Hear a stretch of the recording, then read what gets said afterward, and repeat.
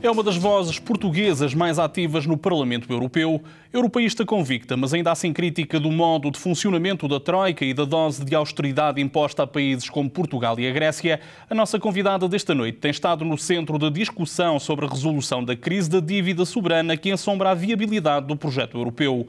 Elisa Ferreira, eurodeputada e coordenadora dos socialistas europeus, é a convidada desta semana do TDM Entrevista. Antes de mais, muito boa noite, doutora Elisa Ferreira. Muito obrigado por ter aceito este convite que foi dirigido pelo TDM. Eu apresentei-a como uma voz crítica no seio do Parlamento Europeu. De facto, tem chamado várias vezes a atenção, quer da Comissão, quer dos seus próprios colegas no Parlamento Europeu, de que há um limite para a austeridade. Baseia como este tipo de opinião naquilo que sucede em Portugal, um país onde, apesar de ter havido um cumprimento quase escrupuloso das medidas projetadas pela Troika, a maleita parece não ter matado, mas parece matar a receita. Estamos numa situação em que a dívida portuguesa é de 124% do PIB, o desemprego não para de aumentar. Porque é que a União Europeia continua a cismar, passa a expressão, em políticas de austeridade para países que, como Portugal e a Grécia, não têm grande margem de manobra para saírem da situação em questão? Bem, boa noite, muito obrigada por este convite. E eu tenho sido, de facto, muito crítica. Acho que a dose de austeridade que está a ser imposta aos países é excessiva, produz efeitos muito acima daquilo que era previsto. Portanto, há modelos que precisavam de ser completamente revistos e recalibrados, porque não se entende que um país como Portugal, e acabou de o dizer, um país como Portugal fez exatamente aquilo que lhe foi recomendado. Eu discordo disso, mas fez.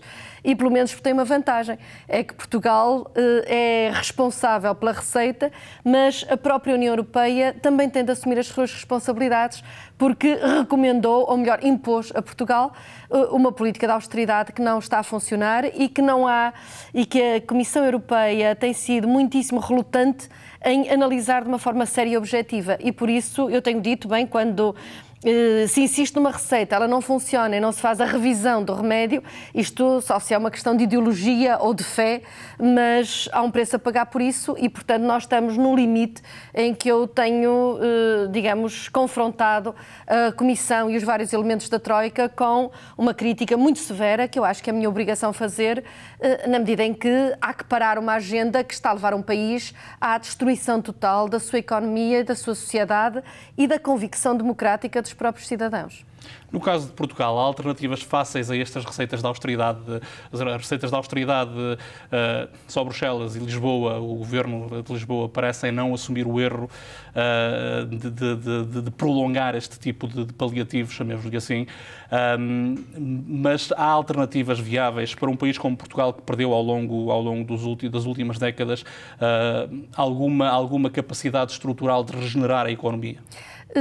Tem de haver e há. Agora, há uma coisa que é importante nós recordarmos. Quando um país pertence a uma área de comércio livre, a uma zona monetária, digamos, única, o país perde muita margem de manobra. E por isso é que eu tenho feito um combate em Portugal, mas tenho feito também um combate a nível europeu. Agora, é verdade, e isto é um alerta para os cidadãos que agora se queixam do que estamos a sofrer, que isto corresponde a uma opção. Talvez os cidadãos tenham votado enganados, mas votaram numa lógica, numa política que, enfim, é conotada com a defesa do liberalismo total no que diz respeito à regulação dos mercados financeiros. Já, digamos, isto vinha atrás, antes da crise, nós, por exemplo, no Parlamento Europeu, vínhamos a pedir e a fazer propostas de supervisão, regulação, etc., dos mercados financeiros e os partidos de direita vinham a dizer persistentemente deixem-nos funcionar, não interfiram num negócio que está a render e, portanto, nós criamos bolhas internacionais que rebentaram e rebentaram em cima da economia real e são os mesmos que defenderam essa política de liberalismo total, de não regulação, da ausência, da abstinência de interferência, que agora vêm dizer, bem, primeiro, governos salvem os bancos, salvem a economia real e a seguir vêm dizer aos governos: vocês estão numa situação crítica, portanto toca de fazer incidir sobre os cidadãos, sobre os contribuintes, os custos do excesso de endividamento que têm. E, portanto, toda esta lógica é uma lógica que deu origem a uma Comissão Europeia à direita, a um Conselho Europeu à direita, a um governo português à direita e, portanto, as margens de manobra que é preciso ganhar passam muito por uma visão crítica dos próprios eleitores sobre os políticos que neste momento estão a dominar completamente a agenda europeia e a impor digamos, um receituário que tem por trás uma forte base de convicção ideológica. E, portanto, há que mudar também politicamente e há que mudar também as presenças no próprio Conselho Europeu, isto é, a nível dos chefes de Estado e de Governo. É importante, já começa a haver uma mudança, digamos, já não estamos no monolitismo em que estávamos há 2 ou 3 anos atrás, com mudança na França, agora com um novo governo na Itália. Vamos ver se juntos nós conseguimos juntar forças para fazermos um reequilíbrio da agenda europeia, porque de facto muito daquilo que acontece em Portugal é determinado a este nível. Mas dito isto, não gostava de deixar de completar a resposta à sua pergunta, dizendo-lhe que o que eu mais critico em termos da atitude do governo português é que não há um distanciamento e uma negociação forte com a Troika. Haverá agora, mais recentemente, uns pequenos laivos de que discordamos disto ou daquilo, porque até agora o governo português disse e repetiu várias vezes que aquilo que estava a fazer era aquilo que achava que era importante e bom e necessário para Portugal, tendo aceite fazer ainda mais do que aquilo que a Troika lhe pedia. E, portanto, a determinada altura há que pedir responsabilidades e dizer, bem, vejam os resultados e digam então o que é que correu mal, porque os portugueses não percebem como é que, tendo seguido tudo aquilo que lhes foi recomendado, chegam a uma situação de um desastre total na economia, o desemprego a explodir e ninguém parece assumir as responsabilidades por esta receita. Eu tenho-as pedido a nível do Parlamento Europeu, mas há que pedi-las também a nível nacional. Voltando ao capítulo da regulação dos sistemas financeiros, está em debate no seio do Parlamento Europeu, já de alguns meses esta parte, a figura da União Bancária. O que é que isto pode trazer de novo ao seio e nesse sentido da regulação no seio da União Europeia? O que é que esta figura da União Bancária, presumo que não seja um diálogo fácil, aquele que mantém no sentido de estabelecer este tipo de plataforma, mas o que é que um instrumento desta índole pode trazer à União Europeia? Eu acho que é um instrumento muito importante. Passa pelo comitê em que eu trabalho, tenho estado muito envolvida, digamos, dentro, com o peso que corresponde é o segundo maior partido dentro do Parlamento, não temos maioria, mas eu sou genericamente muito favorável à União Bancária, no seguinte sentido: um dos problemas que aqui aconteceu na Europa foi uma interligação e uma promiscuidade enorme entre os bancos e os Estados. Os bancos entraram em falência por causa de toda a desregulação do sistema financeiro internacional, contagiaram-se mutuamente, perderam valor em produtos que tinham um valor artificialmente calculado, tinham seguido uma política excessivamente arriscada, mas no momento, na hora da verdade, quando eles entraram em colapso, o que aconteceu foi que se pediu aos governos que fossem os governos a apoiá-los e a intervirem. E, a nível europeu, posso-lhe dizer que, segundo os dados que estão publicados pela Comissão Europeia, foram envolvidos nestes resgates de bancos cerca de 26% do produto interno bruto europeu, da riqueza europeia. Portanto, mais de um quarto da riqueza europeia teve de ser posta à disposição da salvação dos bancos e depois a seguir também do relançamento da economia. Isto foi feito a nível dos diferentes países. Quando os países começaram a entrar em crise, precisamente porque não tinham arcabouço financeiro, alguns deles, para fazer isto, outros tinham. A Alemanha fez estas operações e não se ressentiu. No caso da Grécia ou no caso de Portugal e outros, este relançamento da economia e apoio a bancos acabou por deixar os países numa situação, o erário público numa situação altamente deficitária. E quando os países tiveram de recorrer a dívida, portanto a se endividarem para conseguirem suportar este esforço, muitas vezes foram os bancos dos mesmos países que foram comprar a dívida dos Estados. E, portanto, isto criou um círculo vicioso em que os Estados apoiavam os respectivos bancos os Estados, e, por exemplo, agora viu-se na crise de Chipre que um dos problemas dos bancos cipriotas era o excesso de compra da dívida grega, que quando perdeu valor acabou por desvalorizar também os bancos e foi um dos elementos que esteve por trás da crise cipriota. Portanto, se temos um mercado interno, se temos as mesmas regras, é importante que os bancos sejam supervisionados por alguém que esteja um bocadinho distante deles, que não esteja tão próximo como o Supervisor Nacional, sobretudo os grandes bancos, e é isso que vai acontecer.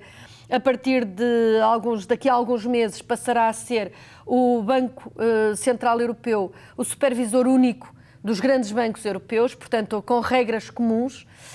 Agora, isto não resultará se nós não conseguirmos rapidamente também avançar para uma lei de falências de bancos europeia, e é nisso que estou neste momento a trabalhar, e o Comitê Económico e Monetário vai votar no Parlamento Europeu a sua posição sobre este tema na próxima segunda-feira, portanto, em que de facto se vai passar a ter uma regra em que os acionistas são os primeiros a perder o dinheiro quando um banco entra em falência, a seguir os credores júniores, depois o sénior, e os depósitos até 100 mil euros estarão totalmente protegidos, e depois ainda se discute que tratamento, naturalmente será na posição do Parlamento um tratamento de serem os últimos a pagar, mas os depositantes ficarem salvaguardados. Agora, esta lei de falência bancária é importante que vá para a frente rapidamente, mas também é importante, e isto é um ponto que ainda está muito nebuloso a nível europeu, que quando um banco entra nesta situação de problema, haja um fundo comum, de preferência, de resgate do próprio banco, e estes fundos de resolução devem ser financiados pelos próprios bancos. Esta legislação de que falava prevê ou inscreve no seu próprio seio mecanismos de criminalização de actos ilícitos que possam conduzir à falência dos bancos, porque uma das questões, há uma tentativa de regulação, como dizia, mas uma das questões que têm passado incólumes no seio da Europa e no seio da própria União Europeia é o apurar de responsabilidades. Ainda esta semana tivemos um caso em Espanha de alguém com grandes responsabilidades na falência de um banco, a ser preso e a ser libertado ao outro dia porque tinha dinheiro para pagar a caução.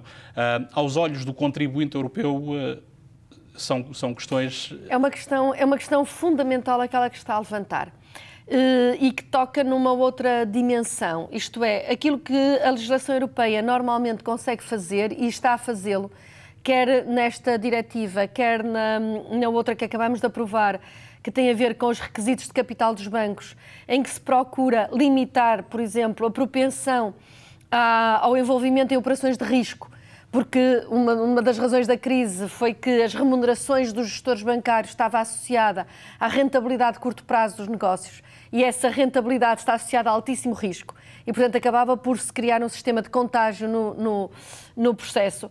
Também agora, nesta legislação sobre falências de bancos, há de facto um outro novo enquadramento de penalização, mas nós não podemos esquecer que, apesar de estarmos num mercado único, na moeda única, etc., nós, quando chega ao sistema judicial, ainda estamos dependurados em sistemas nacionais. E, portanto, a relação entre o sistema legislativo e depois todo o procedimento associado à passagem pelos tribunais deste tipo de problemas ainda não está harmonizado. Mas a própria União Europeia parece não fazer muita pressão neste sentido. Fala-se em regulação, mas nunca se fala na necessidade de apurar responsabilidades, de limpar o sistema. Isso está a melhorar seriamente agora, e é evidente que quando nós vamos ter um supervisor europeu único e esse supervisor vai ter uma quantidade de poderes intrusivos no banco, essa situação penso que vai melhorar, mas também é muito importante que agora, quando a Comissão Europeia antecipar, como está a antecipar depois da crise grega, digamos, toda a ideia de um sistema de resolução de bancos, portanto, uma entidade de resolução de bancos também europeia única, associada a essa entidade de resolução venham alguns poderes de inquérito sobre como é que ocorreu o problema de falência do banco, quais são as peças em que aquilo correu mal. Agora, não há dúvida nenhuma que nós continuamos a ter aqui limites, digamos, de absorção para o nível europeu das legislações nacionais. E a esse nível, eu penso que é muito importante nós começarmos a trabalhar. Eu tinha inclusivamente proposto num texto, enfim, do Parlamento em que fui relatora, que houvesse uma espécie de 28º regime, isto é, que os bancos que ficam debaixo da supervisão única fossem sujeitos a uma lógica, digamos, a um quadro legislativo europeu no que diz respeito a todos os procedimentos de uma falência e mesmo de inquérito. Mas eu não lhes escondo que há sempre um problema, quando se fala de penalizações, há sempre um problema que é até que ponto é que se consegue ser intrusivo nos sistemas judiciais nacionais, que, como sabe, são pautados por uma grande independência. Isto toca com um outro tema, que é um tema sobre o qual eu tenho feito um conjunto de intervenções e que acho que agora tem de ganhar uma força de materialização muito maior do que até aqui, que é todo o combate à fraude e à evasão fiscal, que continua a existir na Europa com a cumplicidade de alguns dos países europeus. Nós continuamos a fazer incidir cargas brutais de impostos sobre o cidadão comum, e então agora com a situação da austeridade que estamos a viver em Portugal e a ânsia de ter recursos, digamos, orçamentais para o Estado, a carga sobre os cidadãos é imensa e continuam a funcionar nas fronteiras da União Europeia paraísos fiscais, alguns associados, por exemplo, ao Reino Unido.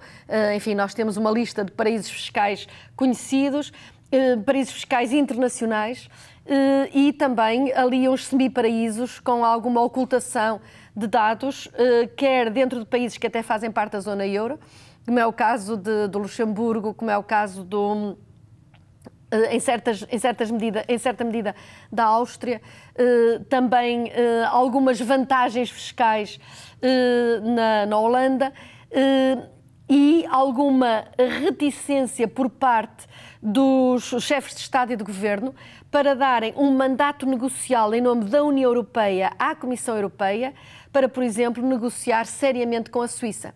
Portanto, curiosamente, em períodos recentes, foi o trabalho de jornalistas que trouxe, digamos, com os leaks dos paraísos fiscais, pôs em cima da mesa dos políticos uma quantidade de informação detalhada sobre fugas de capitais e que, digamos, deixa um bocadinho os chefes de Estado e de Governo com a batata quente na mão. Este esforço de que fala é incontornável para que a Europa recupere uma das que foi as suas principais características desde o seu período de formação, a ideia de solidariedade. A determinada altura, quando a crise de Chipre irrompe, uma das primeiras soluções propostas é algo que quase destroça por completo essa noção de solidariedade e que está na base da própria ideia de União Europeia. Esta crise económica, esta crise de dívida soberana ensombra o projeto europeu em si? Ensombra completamente, porque o que aconteceu foi que nós partimos para uma moeda única sem termos concluído uma arquitetura que era necessária para que essa moeda pudesse funcionar. Uma moeda única, para dizer as coisas de uma forma simples, obviamente que a taxa de câmbio, por exemplo, da moeda está muito mais adequada para determinados perfis produtivos, no caso vertente, por exemplo, o perfil nórdico e alemão, do que para perfis produtivos que têm de concorrer com países de baixos custos e com moeda desvalorizada, como era todo o sul da Europa. Isto só para dar um exemplo, para além de que os países ficam sem instrumentos para saírem de uma crise, só endividando-se, que é o que estava a acontecer, porque não tem o orçamento, não tem a taxa de câmbio para desvalorizar. Ora, a Europa avançou politicamente e com muita força com esta dimensão, digamos, de moeda única, com um orçamento absolutamente mínimo, é 1% da riqueza comum da Europa, um orçamento que está completamente bloqueado e que não foi capaz, na crise europeia, de lançar qualquer estímulo de crescimento, qualquer estímulo que nos fizesse relançar. a economia europeia, ou no Sul, ou em geral, e os países do Sul irem por arrasto. Dou-lhe outro exemplo, digamos, a União Europeia, para além de não ter isto, não tinha funções no seu Banco Central capazes de parar, limitar a especulação sobre a dívida soberana. E essa especulação ocorreu e estava a levar os países a uma situação de desagregação definitiva, até que Mário Draghi, digamos, ultrapassando o mandato que tinha do Banco Central Europeu, no último verão, em julho de 2012, disse, bem, nós vamos intervir e vamos comprar dívida soberana ilimitadamente. Isto não estava previsto nos seus estatutos. E foi essa reação que fez com que a especulação sobre a dívida dos Estados acalmasse e, de facto, os Estados começassem a poder ir ao mercado. Mas, em vez de, perante a crise, a Europa refletir calmamente sobre estas várias dimensões que faltavam no projeto, na arquitetura europeia, optou-se por um discurso completamente demagógico e que eu acho que vai deixar marcas na política europeia durante muitos anos, que foi esta de explicar a crise, não pela desregulação dos mercados financeiros, não por estas falhas na arquitetura da zona euro, mas antes pela ideia de que nós no Norte trabalhamos muito e os do Sul estão com problemas porque são muito preguiçosos e gastaram mais do que deviam, ignorando ou pretendendo evitar pensar que, no fundo, como os países do Sul estavam a perder competitividade, houve transferências maciças através do sistema financeiro, mas reconhecidas entre os bancos centrais, para alimentar uma procura artificial no Sul, que obviamente foi errada, mas que estava perfeitamente, digamos, por dentro de uma alimentação artificial da procura interna europeia. Esta política de subsidiarização de que Portugal foi alvo durante décadas ajudou ou conduziu, de certa forma, a este cenário de crise? Está a falar dos fundos estruturais ou está a falar do crédito fácil? Fundos estruturais, ambas as Pois, o crédito fácil chega à economia por esta via que lhe estava a dizer, mas também por uma taxa de juro que, na prática, acabou por se revelar excessivamente baixa para o risco efetivo do país. Portanto, um país como Portugal, a endividar-se a longo termo a 2%, era qualquer coisa que promove, se não houver crescimento e não promover o investimento, promove um excesso de consumo. Agora, a questão dos fundos estruturais é outra. E eu acho que a Europa tem de colocar no centro da agenda, e ainda politicamente não o colocou, como é que consegue funcionar com um mercado interno sem barreiras e com uma moeda única e uma política comercial externa, também ela criando efeitos completamente assimétricos conforme a tipologia dos países. Quer dizer, os do Norte querem importar, imaginemos, da China, sem se preocuparem com quaisquer regras ambientais, sociais, etc. Não interessa. Estão a importar para revender internamente a preços muito mais altos. Um país que é produtor, é evidente que se ressente porque cumpre regras que os outros não cumprem. Mas a política comercial externa europeia permitiu este tipo de assimetria nos impactos e isso também tem de ser mudado. Agora, se nós queremos combater, no modelo europeu, estas assimetrias crescentes que ocorrem dentro da Europa, nós temos de olhar seriamente para isto e começar a analisar com cuidado de que forma é que os impactos, de facto, económicos vão criando uma assimetria cada vez maior. E no século XXI já não é possível compensar estes impactos só com fundos estruturais nem com infraestruturas. Portanto, nós temos de começar a pensar em políticas muito mais sofisticadas e começa-se a pensar, por exemplo, em ter uma política social minimamente harmonizada a nível europeu. Eu acho que é preciso revisitar a questão da política industrial europeia, se queremos fazer indústria ou não, revisitar a maneira como tem sido gerida a política comercial externa numa era de globalização, em que termos é que nós negociamos com os nossos parceiros e até que ponto é que pedimos reciprocidade nas aberturas de mercados, por exemplo. E, portanto, é preciso que este tema mude, digamos, e entre para o centro da agenda europeia. Ele ainda não entrou, tem havido quase uma recusa a que se faça este tipo de análise. Relativamente aos fundos estruturais, enfim, eles são interessantes, mas nós não podemos, digamos, hipervalorizar os fundos e não discutir o que é que deve ser uma agenda de coesão para a frente, para o futuro. Não uma agenda de assistencialismo, mas uma agenda que garanta que, por exemplo, Portugal, que precisa de se requalificar em termos de mão de obra, neste momento em crise, em austeridade, não vai acabar por fazer a política completamente contraditória com aquilo que tem que fazer, isto é, cortar os fundos em educação, cortar os fundos em ciência e deixar partir, através da imigração, ou empurrá-la, a primeira geração que é verdadeiramente qualificada e onde nós, de facto, se alguma coisa fizemos de bom, foi requalificar a nossa juventude. Se nós agora deixamos partir, é evidente que eles podem partir e ganham como experiência de vida, mas é muito bom que retenhamos alguns, mesmo que venham de outros países, também igualmente qualificados, e que estes possam regressar mais tarde e ajudar o país a relançar-se. Ora, esta leitura de que nós já não podemos viver de fundos estruturais apenas, os fundos removeram-nos muitas barreiras, porque nós éramos um país exportador, por exemplo, eu sou do norte do país, nós durante anos e anos exportávamos têxteis por caminhão e não havia uma autoestrada para tirar, digamos, aquela mercadoria e para a fazer chegar aos centros consumidores a tempo. Portanto, nós desbloqueamos um conjunto de obstáculos para a nossa exportação, para o nosso desenvolvimento. Fizemos um trajeto muito grande em matéria ambiental, abastecimentos de água, esgotos, estradas, mas também perdemos, mas não basta. Perdemos alguns dos setores em que éramos mais competitivos. O setor das pescas, por exemplo, acabamos por sofrer danos colaterais e agora parecem não surgir grandes alternativas, isto no caso de Portugal. Há pouco dizia que a Europa sempre foi um bastião do liberalismo, tanto a nível interno como a nível externo, tentar vender a questão da negociação, da forma como o comércio a nível internacional deve ser feito.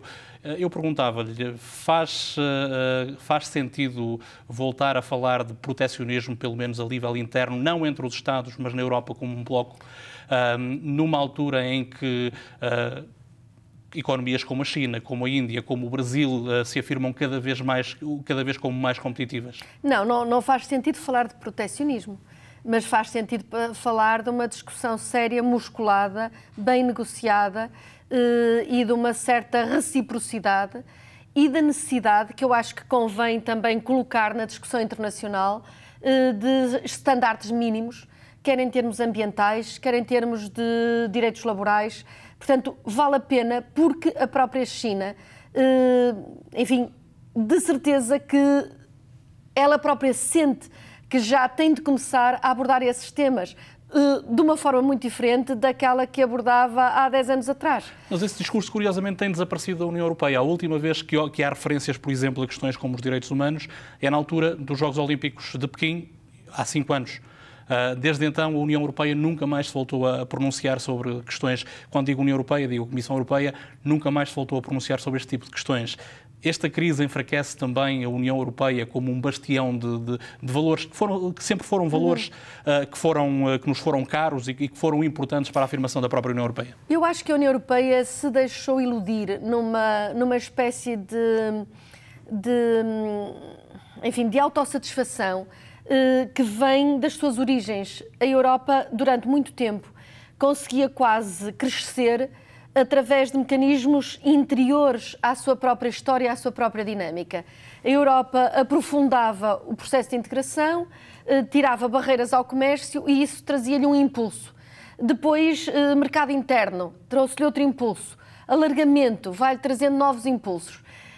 Mas neste momento o mundo à sua volta já não é um mundo estável e perfeitamente previsível como foi no passado, não é só Estados Unidos, Japão, digamos, e a antiga União Soviética, quer dizer, o mundo mudou completamente e eu acho que a Europa deixou de ter uma política que seja transparente, consensual e democrática no modo como ela se insere no mundo globalizado. Quais são os interesses da Europa? É muito difícil percebê-los. Se olhar para os interesses chineses são óbvios, os interesses da Índia também, os interesses dos Estados Unidos também, e a Europa parece que não tem interesses. E esta ausência de agenda, que também acontece, por exemplo, relativamente à política industrial, faz com que, na prática, digamos, sejam os pesos relativos dos vários interesses que vão determinando a agenda.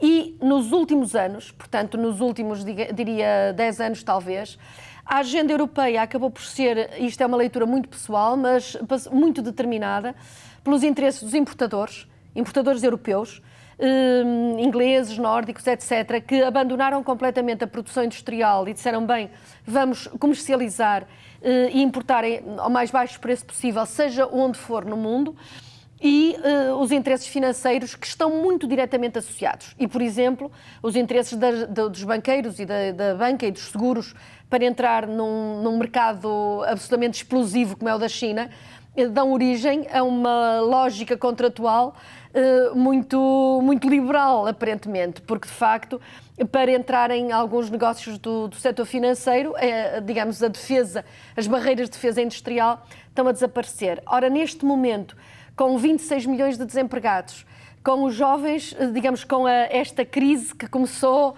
na periferia da Europa a chegar ao centro da Europa. A Europa, neste momento, já tem 2 anos sucessivos de abrandamento de crescimento, isto é de recessão mesmo. Começa-se digamos, os cidadãos começam a perguntar, bem, mas como é que é? Qual é a nossa agenda? E começa a sentir-se muito claramente, e aliás, mesmo ao nível da Organização Mundial de Comércio, do WTO, já, digamos, os últimos anos, começaram a ser anos de muito maior ativismo da União Europeia em defesa de interesses. É evidente que também nestes interesses os países não são todos iguais, e por uma questão fáctica. Isto é, quando nós olhamos para o comércio entre a União Europeia e a China, é curioso que todos os países têm déficit comercial com a China, à exceção da Alemanha.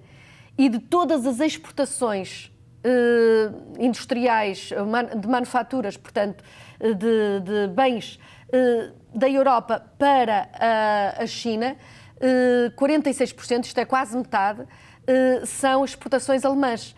Porque a Alemanha foi talvez o único país que nunca descurou este interesse de manter a sua indústria e depois é extraordinariamente eficaz e poderosa, e depois isto é o poder, aumenta a eficácia é o poder, no que diz respeito a toda a agenda económica europeia.